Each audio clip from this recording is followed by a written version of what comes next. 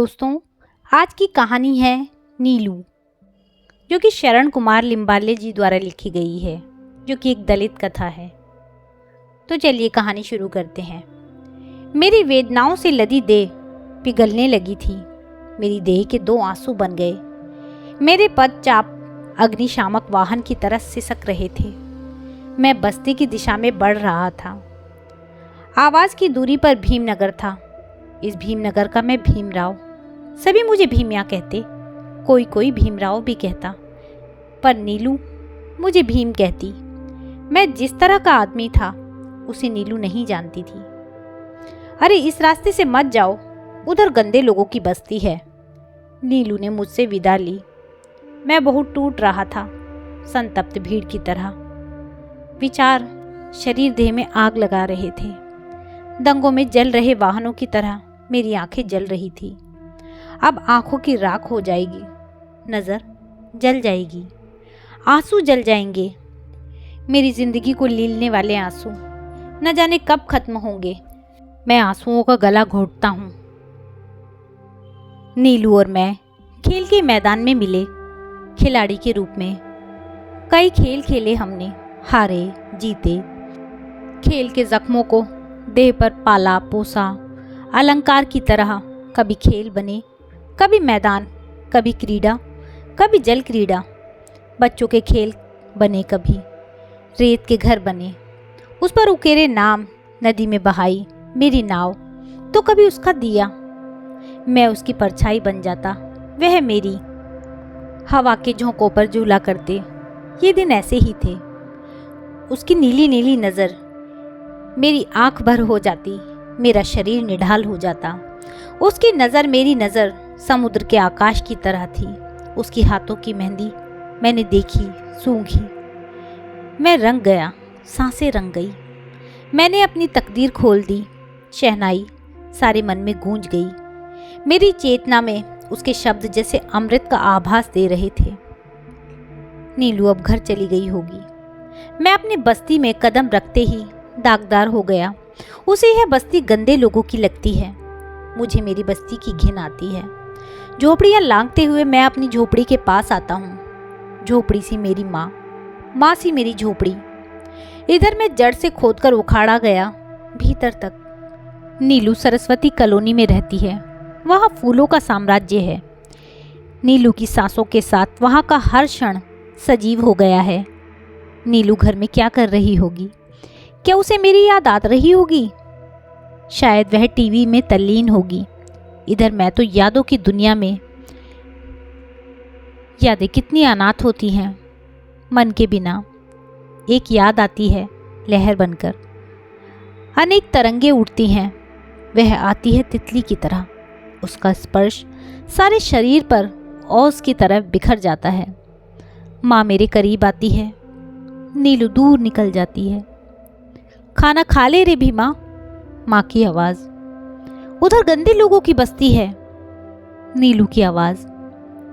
बुद्धम शरणम गच्छामि, बस्ती की आवाज़। मेरी आवाज़ गले में ही कलम कर दी गई।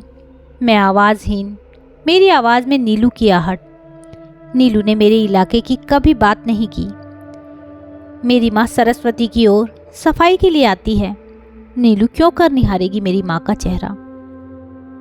हमारी रात ढल गई, हमारी सुबह हुई। हम हर रोज की तरह एक साथ हो लिए। मैं उसकी नज़रों में, वह मेरी। इस साड़ी में वन रानी लगती हो। धन्यवाद। कल की तुम्हारी बालों की फैशन अच्छी थी।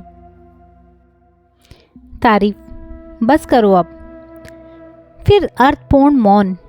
मौन कितना मुखर होता है। उसके लिए हारने में भी कितना आनंद होता है। न वह होती है, न मैं। हम होते हैं। हमारा आनंद एक दूसरे का। नीलू के साथ खूब बातें करने का मन होता है, पर बातें क्या, यह नहीं सूझता। नीलू मेरी पत्नी होगी। नीलू और मैं। उधर से आने वाले मेरे दोस्त, उनका जय भीम, मेरा जय भीम। नीलू सरस्वती नगर में, मैं भीमनगर में। तो उधर, मैं इधर। हम दोनों ध्रुव के पार, आदमी पार के आदमी। मैं निकलता हूँ, मुझे तकलीफ़ होती है।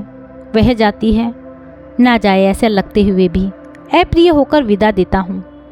विदाई बहुत निष्ठुर होती है। पल भर लगता है उसे थामकर रोक लूँ, पर साहस गिर पड़ता है मुंह के बल। वह जाती है दूर दूर देह से।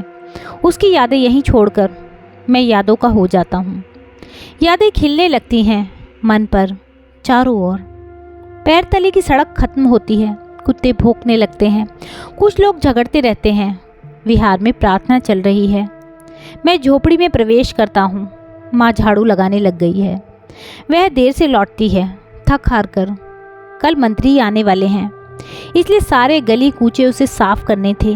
वह मंत्री को गाली देती है। मंत्री का मुर्दा गिरा और वह झाड़ू उठाती है। नीलू ने मेरे बारे में जान लिया, मेरी जाति के साथ। कल वह मेरे साथ किस तरह पेश आएगी। मैंने जाति चुराकर उसके साथ दोस्ती की। मैंने उसका घर देखा, मम्मी डैडी भी देखे, परंतु अपनी बस्ती अदृश्य रखी। मैं अदृश्य प्रेमी की तरह पेश आया। कल उसे क्या बताऊंगा इस सारे चक्रव्यूह के बारे में। नीलू, मेरा तुझ पर प्रेम है। मेरी जवानी बहिष्कृत है, मेरा स्पर्श अस्पर्श है। नीलू गज़ल सुन रही होगी। नीलू, मेरे सपने लौटा दो, मेरी भारी पतझड़ दिन रात की। नीलू की बारात का वह दिन, बारात में खुशियों की झड़ी। मेरी माँ सिर पर गैस बत्ती उठाकर बारातियों के स्वागत में चल रही थी। तूफानी हवा बहती है, बारात हिल जाती है, डोलने लगती है। नीलू 16 सिंगार वाली वधू, उसके साथ उसका पति। मैं दूर पान के ठेले के पास नीलू को आंख भर देखने के लिए खड़ा था। औरों की तरह भीड़ मुझ पर टूट रही है। मैं घुटने लगता हूँ। बारात अपनी रो में आगे बढ़ती है, बादलों की तरह।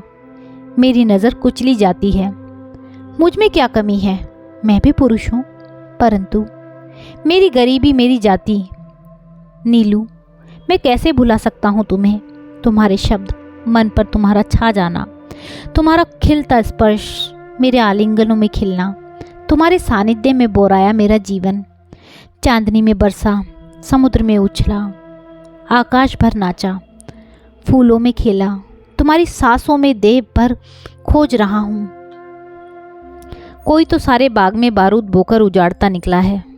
नीलू, फूल नष्ट होंगे क्या? नीलू फूलों से सजी है। बारात धीरे धीरे पूरे चौक में पसर जाती है।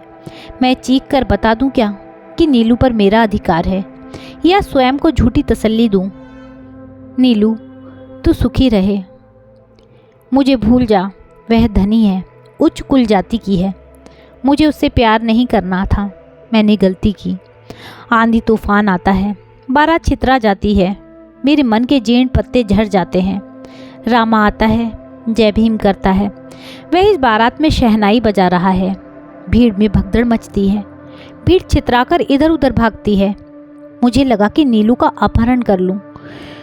लोगों की चीख पुकार बढ़ती है, कोई तो आग में झुलस रहा है। मैं भीड़ में घुसता हूँ। गैस बत्ती के विस्फोट से माँ आग में घिर गई है। सिर से पैर तक आग लगी है। आग ने उसे पूरी तरह अपनी चपेट में ले लिया है।